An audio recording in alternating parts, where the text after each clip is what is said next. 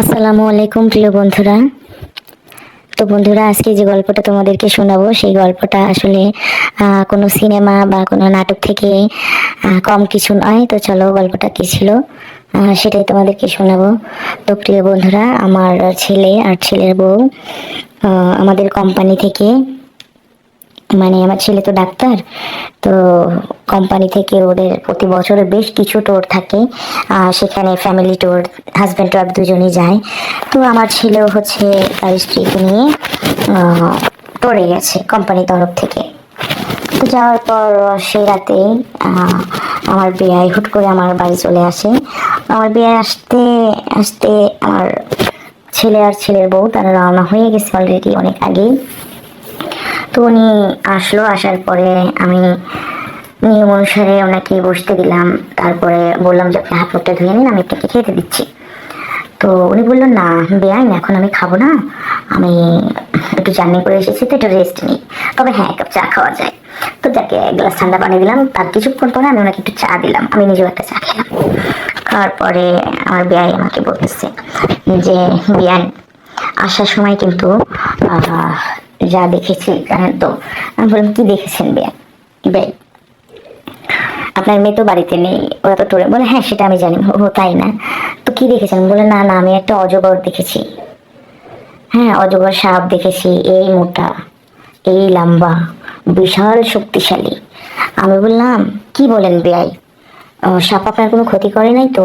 বলতেছে, না না বেআই, ক্ষতি তো করে নাই, তবে হ্যাঁ আমি সাপটার না পিছু পিছু নিয়েছিলাম, যে সাপটা কোথায় যায় আমি একটু দেখবো। তো আমি বললাম, কি বলেন বেআই, আপনি সাপের পিছু নিয়েছিলেন? বলতেছে, হ্যাঁ বেআই, নিয়েছিলাম পিছু। আমি বললাম, হ্যাঁ হ্যাঁ, তারপর? তো বেআই বলতেছে, সাপটার পিছু নেওয়ার পর দেখলাম সাপটা যেদিক যেদিক যাচ্ছিল, যাইতে যাইতে যাইতে যেতে বেশ কিছুটা আপনার বাড়ি থেকে দূরে ওখানে জোড়া দুইটা পাহাড় আছে। তো ওই পাহাড়ের মাঝখান দিয়ে ঢুকে গেল। ঢুকে যাওয়ার পর আমি বললাম, কি বললেন? তারপর বলতেছে, তারপরে পাহাড়ের ভিতরে ঢুকে লড়াচড়া লড়াচড়া করতেছে, একটু পরপর লড়তেছে লড়তেছে লড়তেছে, হ্যাঁ অদ্ভুত ভাবে লড়াচড়া করতেছে। আমি বললাম, তাই? বিআই বললো, হ্যাঁ বিআই। আমি বললাম, তারপর? বিআই বলে যে আমাকে দেখতে হবে যে এই সাপে তো লড়াচড়া করতেছে কেন, আসলে বিষয়টা কি। তো আমিও ওই কথাটা শুনে আমি বললাম, তারপর কি হলো বেআই? বেআই আমাকে বলে, তারপর কিছুক্ষণ পর দেখি, বেশ কিছুক্ষণ পর ওই সাপটা বের হয়ে আপনার বাড়ির পাশেই হচ্ছে একটা কুয়ো আছে, মানে কুয়োই তো বলে, ছোট্ট, মুখটা গোল, এটাকে তো কুয়াই বলে তাই না? ওই যে আপনার বাড়ির পিছনে পাহাড় থেকে নেমে আপনার বাড়ির কুয়ায় নেমে পড়লো। আমি বললাম, হ্যাঁ হ্যাঁ, কি বলেন, আপনি এত সময় ধরে সাপটার পিছু পিছু ছিলেন? বলতেছে, হ্যাঁ বেআই, আখের আমি কি মজা পাইছি জানি না, এই জন্যই আমি সাপটার পিছিয়ে পিছিয়ে ছিলাম। তো তখন শোনার কৌতূহল যেন আমার আরো বেড়ে গেল। আমি বললাম, তারপর কি হলো বেআই? তো আমার বেআই আমাকে বলল, তারপর যেটা হলো সেটা তো কল্পনারও বাহিরে বেআই। আমি বললাম, যেমন? তারপর দেখলাম যে ওই সাপটা কই নেমেই মানে বিশাল বড় একটা শোল মাছের আকৃতি নিল। আমি বললাম, তাই? বলে, হ্যাঁ বেআই। তারপর তারপর কুয়ার মধ্যে নেমে মানে শোল মাছ যা করলো তা দেখলে আপনি নিজেও পাগল হয়ে যেতেন। আমি বললাম, তাই নাকি? তো কোন শোল মাছের গল্প করছেন আপনি? শোল মাছ তো আপনার নিজেরও আছে। আমি এটা করলাম, ঠাট্টা করলাম, বিয়াই হয় ঠাট্টা করতে পারি। তখন সে খুব লজ্জা পেল, পাওয়ার পর আমাকে বলতেছে, বিয়ান আপনি যা বলেন না, আপনি কেন বিয়াই, আপনি যে বলতেছেন। পরে একটু আমি আমার দিকে তাকায় দেখি কি, আমার বুকের কাপড়টা এলোমেলো। বুঝি তো, ওই দু পাহাড়ের মাঝখান আর দুই পাহাড়ের সাইড দেখা যাচ্ছে। সে এগুলো দেখে এটা বলতেছে, আর আমি একটু ওই দু পা বসলে আর কি একটা কাপড় নিচে পড়লে ওই যে নিচে কোপো সেটা দেখা যায় না, উনি ওগুলো দেখতেছে আর এগুলো বলতেছে। তারপরে নিচের দিকে খেয়াল করে দেখি ও আমার এই অবস্থা। আমি বললাম, আচ্ছা আচ্ছা বিয়া, এই ঘটনা তাই না? তখন আমাকে বিয়ে বলে, অতক্ষণে বুঝলেন? আমি বললাম, বিয়াই আপনিও যা বলেন না, আমি ভাবছিলাম সত্যি আপনাকে অজগর তাড়া করেছিল।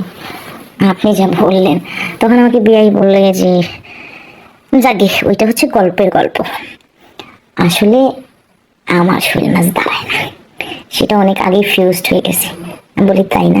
তুই গল্প করতে করতে অনেক রাত হয়ে গেছে, বাড়িতেও কেউ নেই, তো আমি বললাম কথা বলা অবস্থায় মোটামুটি খাইলাম, খায়া দুজন আবার গল্প শুরু করলাম, করার পর তো বললাম, আবার বিয়ে আমাকে বলতেছে এতে বেআইন একলা করে থাকুন কে, আমার তো অনেক আগে সব ফিউজ হয়ে গেছে, এখানে শুয়ে পড়ি। আমি কই, হ্যাঁ শুয়ে পড়েন, কোনো সমস্যা নেই।